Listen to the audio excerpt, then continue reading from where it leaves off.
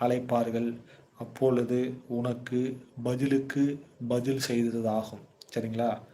நீ விருந்து பண்ணும்போது ஏழைகளையும், ஓனர்களையும், சப்பாணிகளையும், குருடரையும் அழைப்பாயாக. அப்பொழுது நீ பாக்கியவானாய் இருப்பார். அவர்கள் உனக்கு பதில் செய்ய மாட்டார்கள். நீதிமான்களின் உயிர்த்தெழுதலில் உனக்கு பதில் செய்யப்படும். அல்லேலூயா! அதாவது நீங்க உங்க வீட்ல ஒரு விருந்து வைக்கிறீங்க. ஒரு விழா நடத்துறீங்க அப்படின்னா, நீங்க பெரும்பாலும் யார கூப்பிடுவீங்க? உங்க சொந்தக்கார கூப்பிடுவீங்க. உங்க பக்கத்து வீட்டுக்கார கூப்பிடுவீங்க. இன்னும் உங்களுக்கு தெரிந்த நண்பர்களை கூப்பிடுவீங்க. சமூகத்தில் பெரிய ஆள்களை கூப்பிடுவீங்க. அவங்க என்ன பண்ணுவாங்க? கூப்பிட்ட அந்த மரியாதைக்கு வருவாங்க. விழாவுல கலந்து கொள்வாங்க. அவர்கள் செய்ய வேண்டியதை செய்துவிட்டு சாப்பிட்டு போவாங்க. ஒரு விழா நடத்தும்போது உங்கள அவங்க கூப்பிடுவாங்க.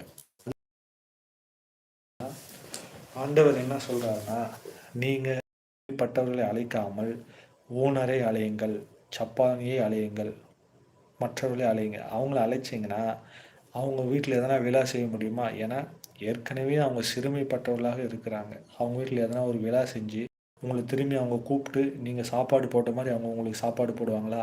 இல்ல நீங்க அவங்களுக்கு துணி குடுத்த மாரி அவங்க உங்களுக்கு துணி குடுப்பாங்களா? அவங்களால குடுக்க முடியாது.